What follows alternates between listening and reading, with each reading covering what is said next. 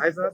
Hi నమస్తే అండి. కేటీఆర్ గారు ఉమ్, నిన్నైతే ప్రెస్ మీట్ లో అయితే ఒక మాట అన్నారు. ఉమ్. నాకు ఇలాంటి రంగు అంటగట్టింది నువ్వు కదా, మీ ఇంట్లో వాళ్ళ దగ్గరకు వస్తే ఇలాగే చేస్తారా ఉమ్. అని మాట్లాడుతున్నాడు కదా. దీని మీద మీ అభిప్రాయం ఏంటి? అంటే ఆయన చెప్పింది కరెక్టేనా, అయితే ఏది నిజం అనుకోవాలి?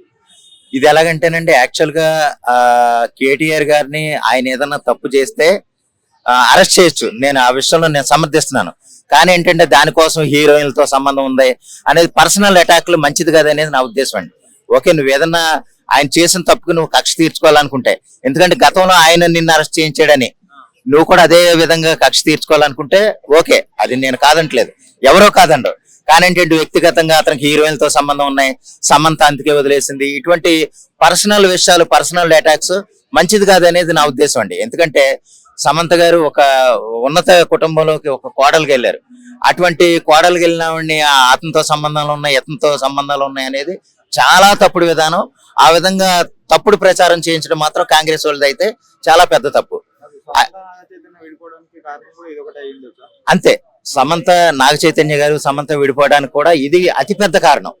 ఎందుకంటేనండి అంత పెద్ద అపవాదం వచ్చాక భరించడం అనేది సమాజంలో చాలా కష్టం. ఎందుకంటే వాళ్ళ పబ్లిక్ ఫిగర్లు, ఎంత హీరోయిన్ అయినా సరే మా అన్న మా తమ్ముడు భావించే హీరోలు వాళ్ళు. అటువంటి వాళ్ళది ఆడెవడితో సంబంధం ఉన్న దాంతో పెళ్లి చేసుకున్నాడు అని ఆ మాటలు పడడం అనేది వాళ్ళకి మంచిది కాదు. ఆ ఉద్దేశంతో విడిపోవడానికి కారణం అయితే గనక ఖచ్చితంగా వీళ్ళ కాంగ్రెస్ వాళ్ళు చేసిన మాటలే. అదే విధంగా ఇప్పుడు బీఆర్ఎస్ వాళ్ళు హరీష్ రావు గారు లేకపోతే కేటీఆర్ గారు నిన్న మాట్లాడిన సందర్భం సిట్ విచారణకి వెళ్ళారు. హరీష్ రావు గారు చిట్టు విచారణకి వెళ్ళి నేను ఎటువంటి ఏంటి మన శిక్షణకైనా ఎటువంటి నేను ఇన్వెస్టిగేషన్ కైనా నేను హాజరవుతాను, నాకు ఆ భయం లేదు, ఎందుకంటే నేనేం చేయలేదు అంటున్నారు.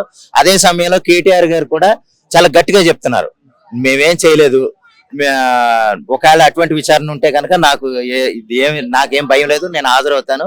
అయితే లేనిపోని అవాకులు చవాకులు నా మీద కార్డు చేసి వ్యక్తిగతంగా నన్ను నా కుటుంబాన్ని దూషించే విధంగా చేయొద్దు.